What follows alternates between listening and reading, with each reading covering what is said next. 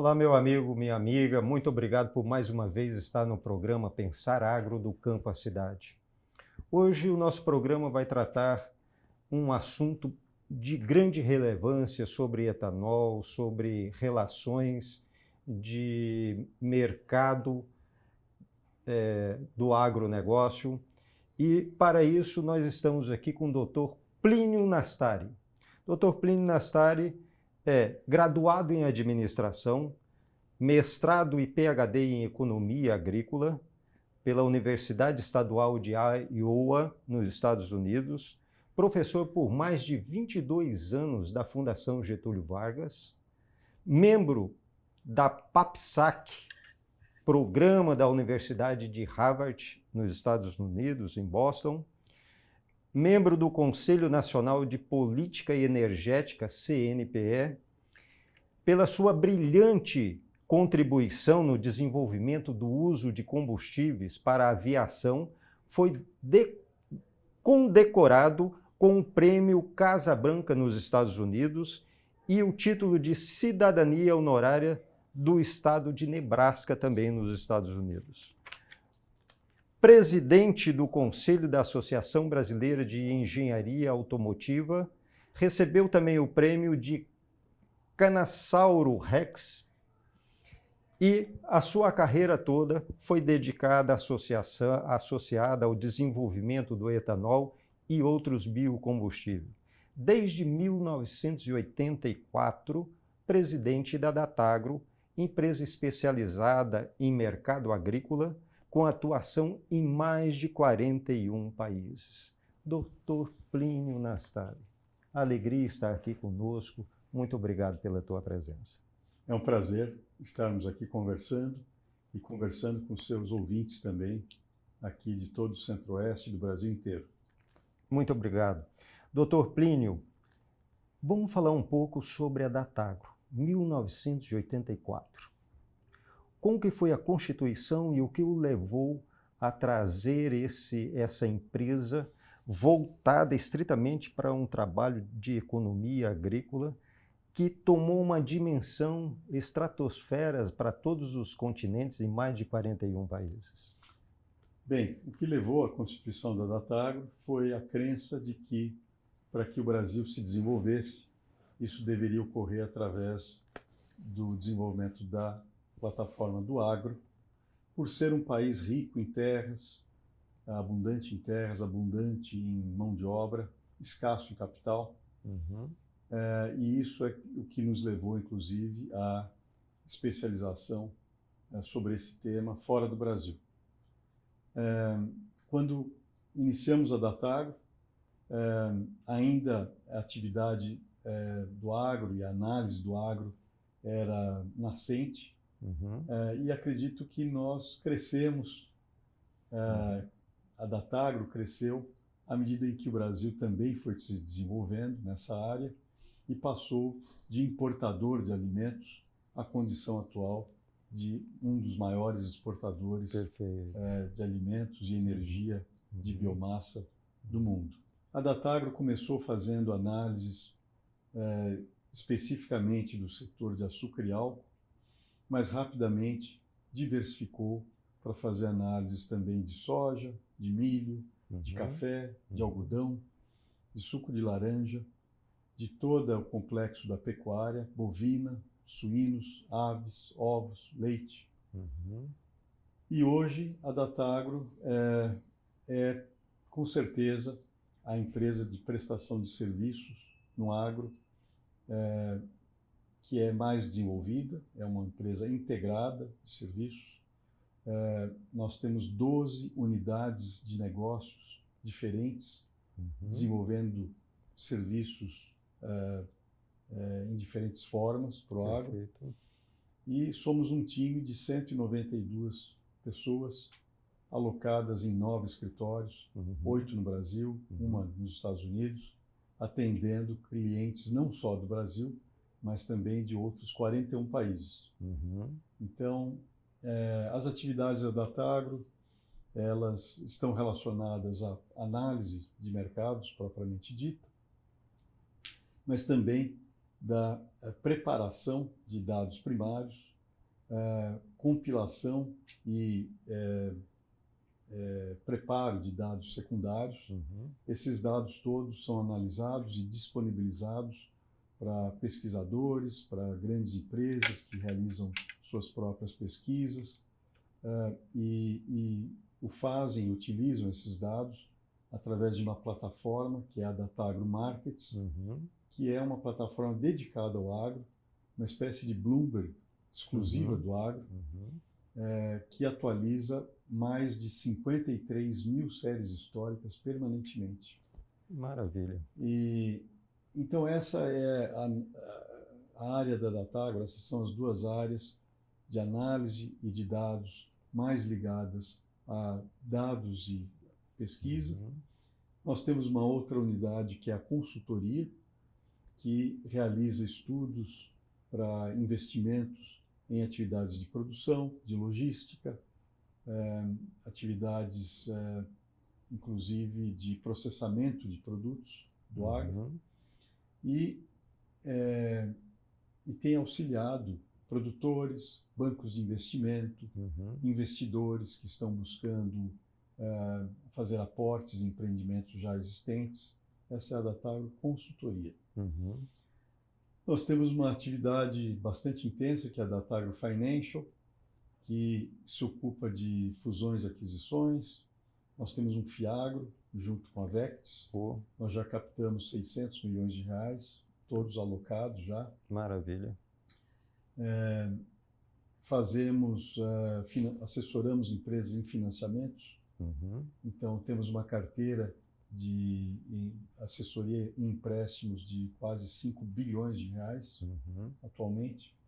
E nos últimos 30 meses, das 15 operações de fusão e aquisição no setor de açúcar e álcool, nós desenvolvemos 13 dessas 15. Nós temos uma outra unidade que é a Alta Performance, que assessora produtores para aumentarem a sua produtividade em todos esses campos que nós cobrimos do agro.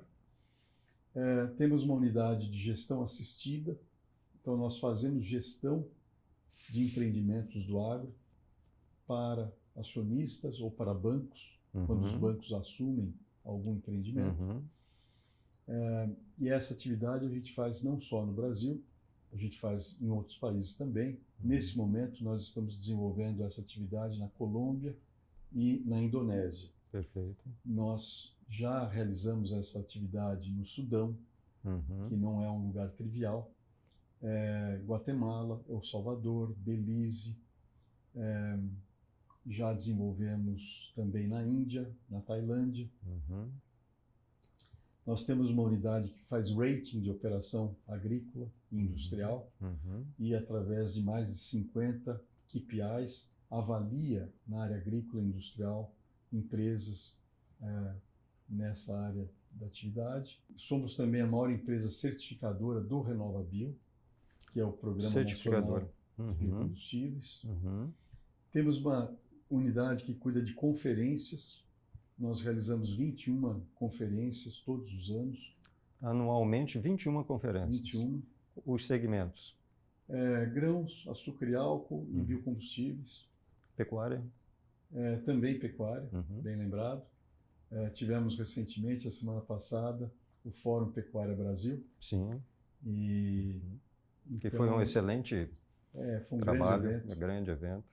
E nós temos uma unidade que é a Datagro PRA, que é a Price Reporting Agency, que é uma agência de descoberta de preço, né? Pesquisas de preço, segundo padrões internacionais. Através da Datagro PRA, nós levantamos o indicador do preço do boi, da Datagro, o preço do açúcar e álcool, o preço da soja, do milho, em quase 40 praças aqui no Brasil. Temos uma unidade que é a Data Maps, que pega todos os dados da Datagro, os principais, e transforma em mapas e produtos visuais para melhor compreensão de análises que nós realizamos para a Datagro e para terceiros.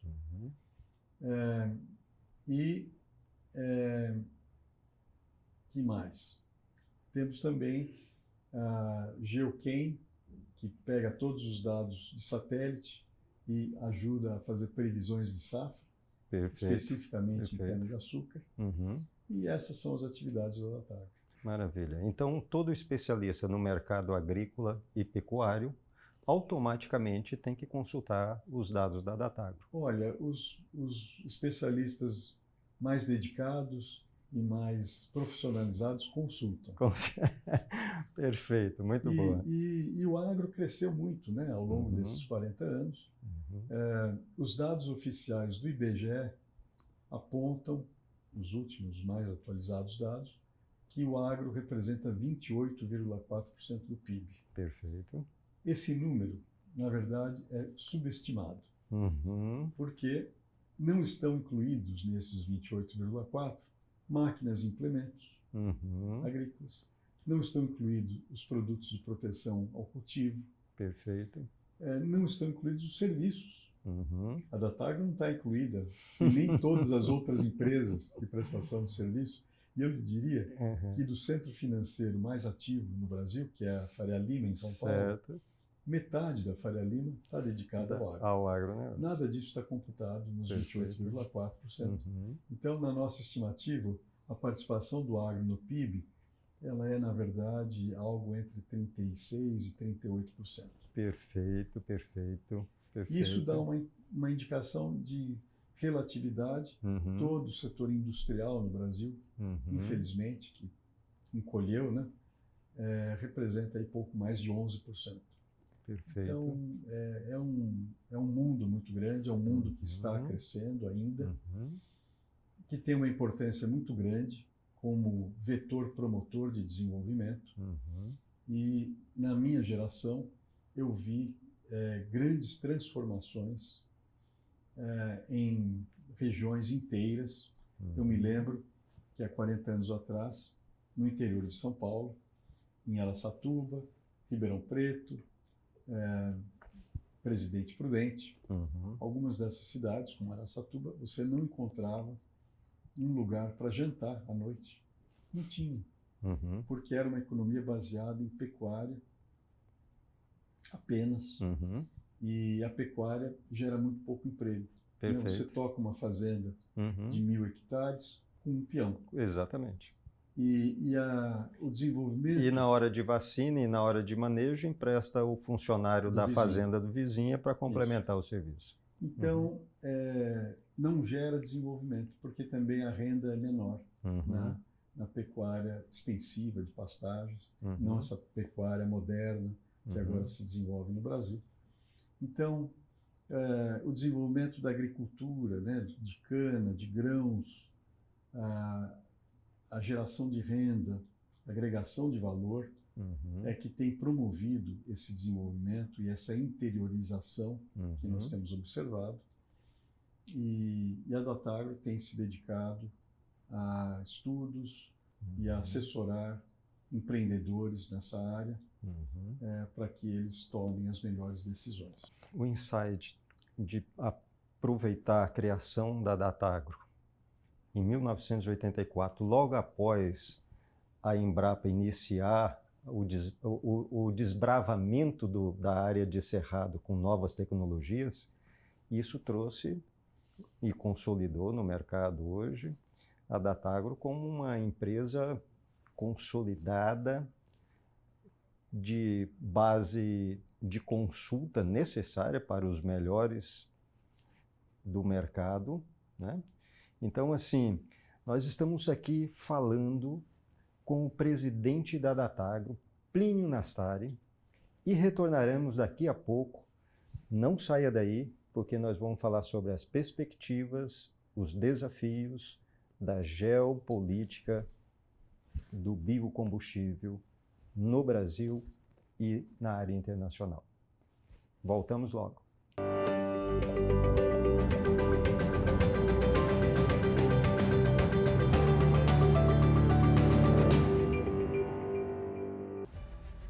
Jornalismo de qualidade e a informação com credibilidade nos remetem a uma só marca: Pensar Agro, do campo à cidade. o maior e mais completo portal de notícias do agronegócio. Acesse nossas plataformas digitais. Pensar Agro, do campo à cidade. Quer vender seu carro em um clique? Em apenas 24 horas. Cadastre seu veículo em revendasseminovos.com.br. Acelere, é 100% confiável. Revenda Seminovos, o maior portal de revendas de veículos do estado.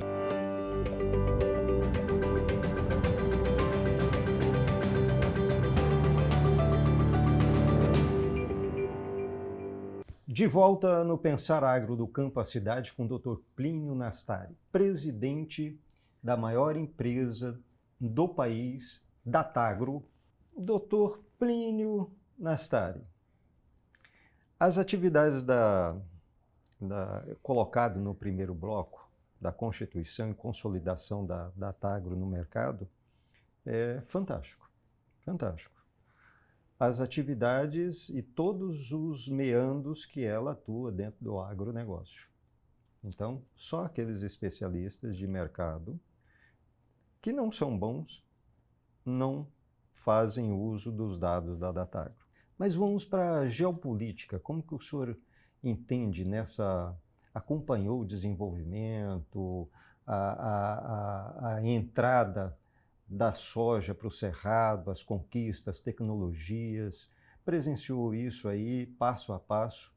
E em relação ao biocombustível, sobre o aspecto da sustentabilidade e da responsabilidade socioambiental? Olha, existe uma grande falácia hoje colocada no mundo, que é a falsa impressão de que existe uma competição predatória da produção de energia na agricultura com a produção de alimentos. É a falácia do alimento versus energia. Isso é errado e o Brasil é o maior exemplo para comprovar que existe uma integração positiva, muito positiva e virtuosa entre a agricultura alimentar e a agricultura energética. Perfeito. Explico. A integração de cadeias produtivas, da qual o Brasil é o maior exemplo, através de várias ações, mas eu vou citar uma delas: produção de soja de verão, produção de milho no inverno, produzido utilizando o adubo e os insumos de proteção ao cultivo da soja, portanto, uma produção de milho com custo marginal. E é essa produção de milho de forma muito econômica que viabiliza a sua industrialização de forma competitiva em etanol, transformando o amido do milho em etanol, e os resíduos, os coprodutos, não são mais resíduos, o DDGS e o óleo bruto de milho, DDGS, que representa a proteína e a fibra, com alta qualidade energética de proteína, sendo utilizado para a intensificação da pecuária bovina, também para suínos e para aves, mas principalmente a intensificação da pecuária bovina, liberando pastagens para mais produção de grãos, de soja, de milho, criando um círculo virtuoso de desenvolvimento. A industrialização do milho acrescenta ao valor do grão 80% a 100% do seu valor. Fantástico. E é esta adição de valor que estimula o produtor a produzir mais milho safrinha, utilizando as áreas que estão sendo liberadas por pastagens. Então, a industrialização do milho, no caso do que ocorre aqui em várias regiões do país, não só em Mato Grosso, mas também em Goiás, Mato Grosso do Sul, Mato Piba. Em breve isso vai acontecer também em regiões tradicionais, como São Paulo, porque lá também é viável. Cria essa condição de estímulo à produção adicional de alimento. E a industrialização da soja, gerando farelo, óleo que se transforma em biodiesel, que, aliás, ajuda a substituir diesel nas fazendas, tornando, na verdade, essa produção soja verde, milho verde. Também faz a mesma coisa. O desenvolvimento da cana-de-açúcar, que substituiu em muitas regiões áreas de pastagens. O bagaço excedente, hidrolisado, servindo de volumoso para o gado, permite que, na mesma área que antes era ocupada com pastagens, além de se produzir açúcar e álcool, se produza 2,5 vezes a quantidade de carcaça, carne, que se produzia na área de pastagens. A conversão alimentar muito maior e mais rápida. E por que isso tudo acontece? Porque, felizmente, o Brasil tem uma irradiação solar muito favorável.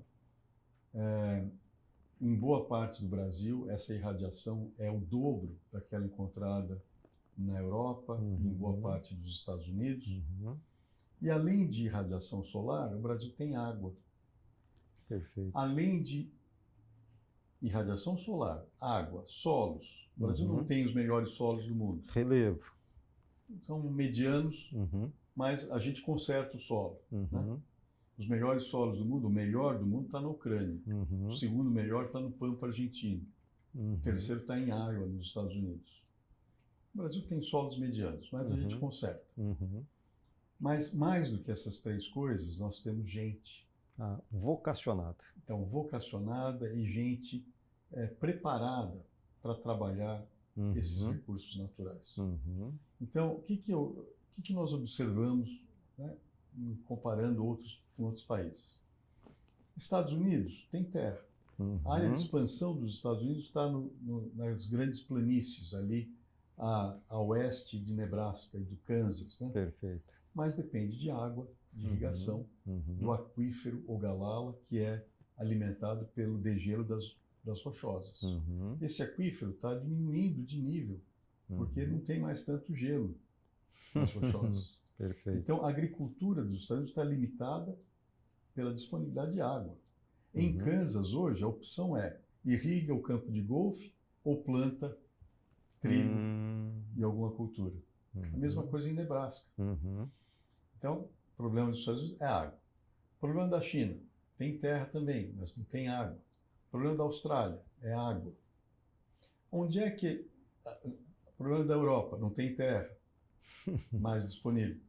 Onde é que a gente encontra condição geográfica e edafoclimática similar à do Brasil? Na África, no Congo, toda a África subsaariana, mas não tem tecido social. Perfeito. Não tem gente vocacionada. Perfeito. Onde é que tem, talvez, condição equivalente? Ainda na Índia. Apesar de uma população de 1,4 bilhão de pessoas, a Índia tem condições de explorar. Um outro país, Indonésia.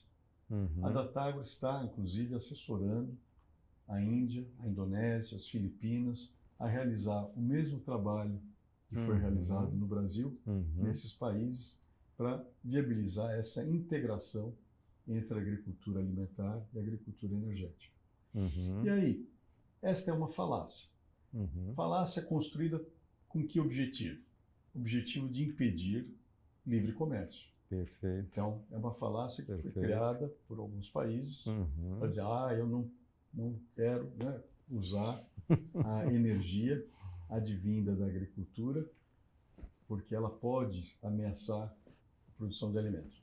Pode ameaçar em países que não têm terra, ou que não têm água, ou que não têm tecido social. Não é o caso do Brasil.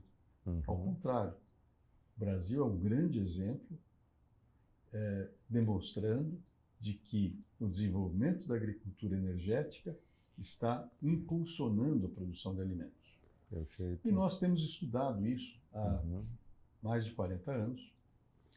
Para se ter uma ideia da importância disso, desde 1975, quando foi desenvolvido o programa do álcool no Brasil, a gasolina substituída pelo etanol já permitiu a economia de divisas ao país no montante de 686 bilhões de dólares. Logo no início. Desde 75 até hoje. Ah, sim. O que representa 686 bilhões de dólares? As reservas internacionais do Brasil, que são consideradas a âncora da nossa economia,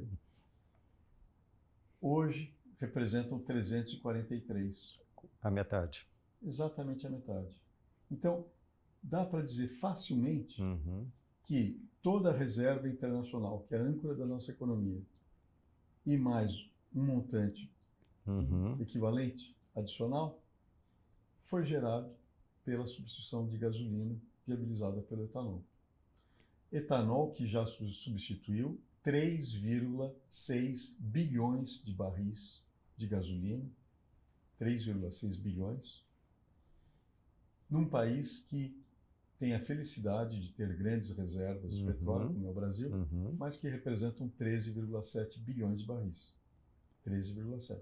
Então, nós já economizamos ao Brasil 3,6 de uma reserva que ainda nós temos de 13,7.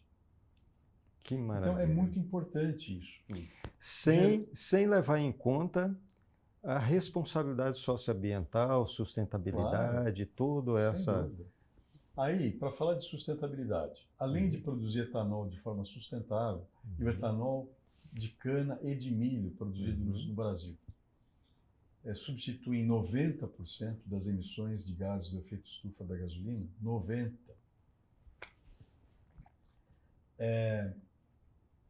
Eles geram 950 mil empregos, já economizaram em termos acumulados a emissão de 1,2 bilhão de barris, 1 bilhão de toneladas de CO2 de emissão. Então, é muito relevante isso tudo. A Datagro ajudou a desenvolver o programa de etanol nos Estados Unidos, no final da década de 80 e anos 90. Estamos ajudando agora o mesmo na Índia, estamos ajudando agora na Indonésia, nas Filipinas, e isso tende a se disseminar pelo mundo afora, complementando outras ações que estão sendo desenvolvidas para a descarbonização no setor de transportes em terra, em ar e em mar. Então, a gente fala muito em limpar as emissões veiculares, dos veículos, né, automotivos, mas hoje já se fala também em reduzir a emissão de carbono nos aviões, com o SAF, que é o combustível sustentável de aviação, que pode ser produzido com óleo vegetal ou com etanol, e substituição de bunker marítimo, usado pelos navios, por biocombustíveis, também biodiesel, ou etanol, ou metanol renovável nos navios. Então, o mercado para biocombustíveis é muito grande. Hoje o mundo produz 111 bilhões de litros de etanol, o que equivale a 86 milhões de toneladas. O potencial de mercado é 15 vezes esse volume. Então, é um volume muito grande e nós estamos inseridos de cabeça nessa área, maravilha, assessorando produtores e governos a compreenderem as suas vantagens. Maravilha. Meu amigo, minha amiga, nós estamos aqui recebendo informações preciosas do Dr. Plínio Nastari, que nos leva a uma projeção acima do dia a dia nosso do agronegócio, que é aquela visão de produção, discussão de PIB, discussão de participação na balança comercial, com uma expectativa muito maior do que muitos, principalmente a sociedade e o próprio agricultor, não tem consciência daquilo que ele está praticando, daquilo que ele está contribuindo, daquilo que ele está efetivamente participando. Nós voltamos daqui a pouco com o Dr. Plínio Nastari para falar sobre os desafios do agronegócio no Brasil e na área internacional.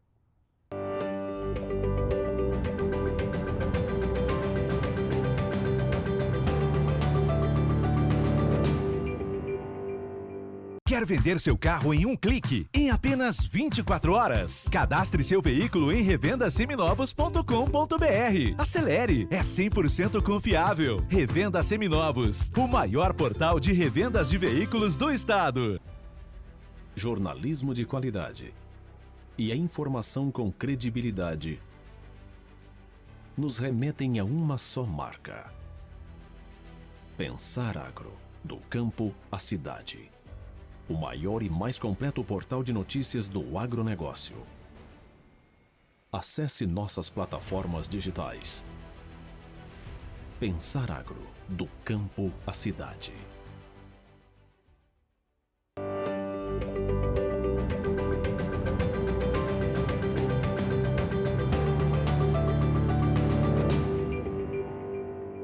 De volta com o Dr. Plínio Nastari.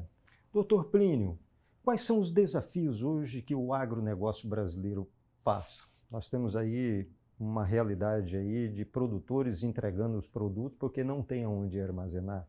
Nós temos aí uma logística onde a perda de grãos é tão significante que acaba também prejudicando quando chega no porto para exportação. Como que o senhor olha a parte de logística, a parte desses desafios que nós temos aí no agronegócio? Nós conseguimos uma coisa extraordinária, o desenvolvimento da agricultura tropical. Sim, fantástico. E o produtor brasileiro é super eficiente da porteira para dentro. Perfeito. Só que na hora que ele chega na porteira, ele já começa a ter problema. Então, nós não temos armazenagem suficiente para toda a produção que é gerada no Brasil. E a estimativa é de que cerca de 1/4 da produção de grãos no Brasil se perca por falta de armazenagem. 1/4. É um absurdo. Absurdo. Segunda coisa, até recentemente a gente não tinha a BR-163 asfaltada. Então, era aquele drama, né, dos caminhoneiros ali parados, às vezes uma semana, 10 dias, né, atolados, custos enormes, né, carga parada, apodrecendo nos caminhões. Felizmente a 163 foi asfaltada, mas a gente ainda tem deficiências de transporte enormes. O ferrogrão até hoje está empacado e não saiu. Exatamente. Nós estamos num grande programa de investimento em ferrovias, mas ele está em andamento, a gente precisava acelerar ele. Nós ainda temos muitas estradas que não são asfaltadas. E quando chega no porto, nós não temos portos e berços suficientes para dar vazão a toda essa produção. Então, neste momento, nós estamos com mais de 120 navios ao largo de Paranaguá, em alguns casos, aguardando aí mais de 100 dias para atracação, pagando 22 a 25 mil dólares por dia de demurrage. Isso tudo é custo, isso tudo é perda de renda, né, que poderia estar indo ao produtor ou beneficiando o consumidor, estimulando o consumidor a comprar mais produto brasileiro. Perfeito. Então, esse é um problema que precisa ser endereçado urgentemente. Essa realidade de portos nos outros países é a mesma realidade Não. ou essa logística é totalmente diferente e nós estamos sofrendo com isso? Essa pressão não é igual, porque outros países não têm, inclusive, observado o mesmo crescimento de produção que o Brasil tem. Já tem uma estabilidade. Então o que está acontecendo é que a produção está crescendo muito à frente da infraestrutura disponível. E a gente precisa corrigir isso para que haja um desenvolvimento para e passo da produção com a infraestrutura. Então esse é o primeiro problema mais sério, tá certo? E precisaria ser endereçado com rapidez. Eu acho que o primeiro de maior importância é a armazenagem. Né? E esses são temas que nós temos procurado discutir nos eventos da Datagro, em várias situações, e trouxemos essa discussão, inclusive, para Cuiabá. Realizamos aqui o quarta abertura de safra, grãos, soja, milho, algodão, e escolhemos fazê-lo em Cuiabá, exatamente porque está no epicentro da produção de grãos, aqui no estado de Mato Grosso, que é o estado mais desenvolvido na produção de grãos, para que a gente discuta tendências, o que está acontecendo no mercado, quais são os desafios, como endereçá-los, como superá-los. Por quê? Porque há 40 anos a gente acompanha e tem verificado a importância, né, desse setor para o Brasil em diferentes dimensões, e a gente precisa resolver urgentemente esses gargalos para permitir que o produtor continue sendo valorizado, Perfeito. O consumidor se beneficie de preços mais competitivos e mais baixos. Imagine se a gente reduzir as perdas de 25%. Perfeito. E isto gere mais renda, gere mais impostos, inclusive, porque nós não estaremos perdendo essa produção, e gere mais desenvolvimento. O Brasil é visto pela FAO, das Nações Unidas, pela OCDE e pelo USDA, Departamento de Agricultura dos Estados Unidos. Os três reconhecem que o Brasil é responsável hoje por 40% da demanda adicional de alimentos do mundo até 2050. É uma grande responsabilidade que está sendo colocada para o Brasil. E o Brasil precisa endereçar esses desafios para poder cumprir esse seu papel internacional, fazer com que, além de hoje alimentar os seus 204 milhões de habitantes, mais 1 bilhão de almas no resto do mundo, a gente consiga ampliar essa contribuição, gerando, obviamente, renda, progresso para o produtor brasileiro, para a sociedade brasileira. E a gente acredita que esse movimento será o vetor para uma nova industrialização do Brasil, através da produção de equipamentos, de veículos, de máquinas, bens de capital, a própria agroindustrialização, uma nova química, uma nova indústria de fertilizantes. Nós não podemos ficar com uma dependência de 85% de fertilizantes, da nossa demanda de fertilizantes importados. Exato. Não justifica. É inaceitável. Inaceitável. Nós precisamos ter desenvolvimento de indústria química, porque tudo que o Brasil usa é importado na indústria química. Nós temos que ser independentes.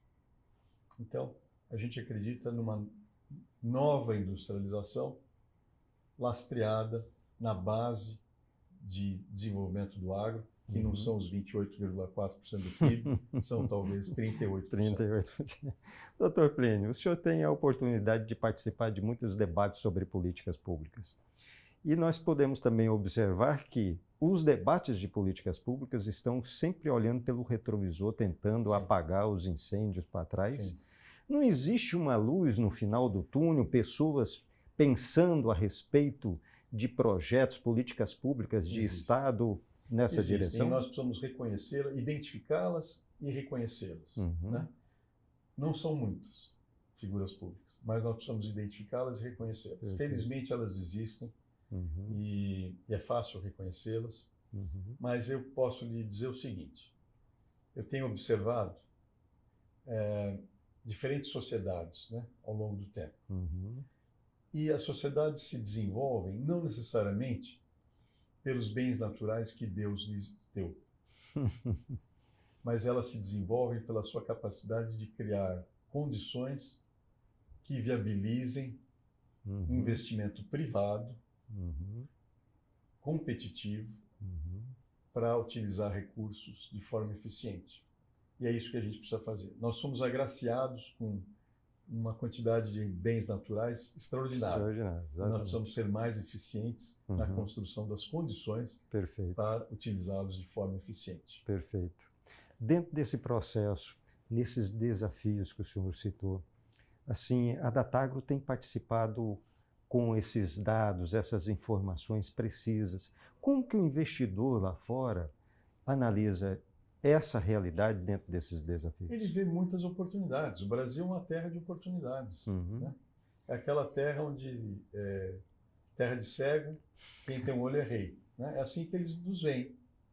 Incrível. Porque nós... Até doído, né? Até certo ponto é doído. Porque nós, né, aqui com essa coisa assim meio, né, informal e tal, nós vamos levando. mas existem dificuldades no mundo inteiro. Perfeito. E no Brasil nós temos relativamente poucas dificuldades. Pela quantidade de bens naturais valiosíssimos que o Brasil possui. Então, o Brasil é visto como uma terra de oportunidades. E o brasileiro deveria ver isso assim, mas utilizando e maximizando o valor desses bens naturais da melhor maneira possível. Nós praticamos a atividade agrícola em apenas 8% do nosso território nacional. Nós temos um código florestal que nenhum outro país do mundo tem, rígido, e que o produtor não abre mão de cumprir ele, porque ele faz a preservação de reserva legal e a área de preservação permanente tranquilamente ajuda na preservação, na sustentabilidade. Esse processo, quando ele é criticado lá fora, de forma que, para denigrir a imagem do país e do agronegócio, isso tem um aspecto econômico, onde, principalmente na entrega, na colheita, nesse período, os setores da economia internacional, eles jogam uma pedra na veredaça justamente para baixar o preço e trazer prejuízo ao produtor? Qual que é a visão do senhor sobre isso? Claro, existe esse jogo permanentemente. E nós temos assistido isso de forma recorrente ao assessorarmos o governo brasileiro em todas as disputas comerciais na OMC e na Corte Internacional do Comércio. Toda vez que o governo contratou alguém do Brasil para assessorá-lo, foi adotado. Então, até agora. Então, nós temos acompanhado, sim, e esse jogo existe, e ele é pesado, e nós precisamos ficar atentos para evitar que normativas de fora para dentro afetem o valor daquilo que está sendo feito aqui no Brasil. Perfeito. Uma orientação para todas as associações de classe de produtores. É importante ter representantes lá fora para apresentar tanto o produto para a área de comercialização, para a área de debate? Sim, é super importante, e alguns setores estão estruturados para isso, como é o caso da BIEC, o caso da carne vermelha, é o caso da BPA, é o caso da Abrapa, no algodão, é o caso das entidades do setor de açúcar e álcool, que fazem esse trabalho, mas não são todos os setores que têm essa vantagem, mas alguns estão. Preciosas as palavras do senhor nesse momento, mas eu gostaria que nós estamos chegando ao final e eu gostaria que o senhor pudesse fazer as considerações finais sobre toda essa abordagem em que nós tivemos o prazer de tê-los como informação e o senhor como o baluarte dessa informação. Muito obrigado. Uma honra estar aqui no seu programa, compartilhar esses conceitos. Mas, em considerações finais, eu diria que o produtor brasileiro é um grande herói, que acorda todos os dias de manhã e enfrenta desafios de toda a natureza, qualquer que seja a escala em que ele se encontra, desde o pequeno produtor de poucos hectares até os grandes, que têm riscos maiores, inclusive, desenvolve um trabalho super importante, e eles precisam ter essa consciência e saber que o governo, as entidades, as empresas que estudam o que ele está fazendo, reconhecem esse valor. E esse valor precisa ser apoiado para que ele seja reconhecido e valorizado. Então, parabéns a todos os produtores e todos aqueles que se dedicam à agregação de valor à produção em todos os elos da cadeia, porque estão fazendo o bem, estão na direção correta, estão gerando desenvolvimento e tudo isso vai continuar se desenvolvendo com educação. Perfeito. Então, não adianta só produzir, tem que ter educação para saber como continuar produzindo cada vez mais com menos. Perfeito. Doutor Plínio, muito obrigado pela tua presença. E eu quero aqui estender a família Nastari. a tua esposa Ruth, aos teus filhos, o Francisco, a Luíse e o Luiz Fernando, e a tua netinha também, né? Que é a Carolina. 4. São 4 agora, né? Nossa, seja abençoado na tua família, nos teus empreendimentos. Meus amigos, nós estamos terminando mais um programa e queremos aqui agradecer a fonte infinita do amor incondicional que nos permitiu e nos permitirá, segundo a vontade dele, para o próximo programa. Acompanhe na mídia social, nas nossas redes, na nossa plataforma. Acompanhe também no YouTube e nos programas que nós informamos para vocês na onde são veiculados esse programa Pensar Agro do Campo à Cidade. Até a próxima e muito obrigado.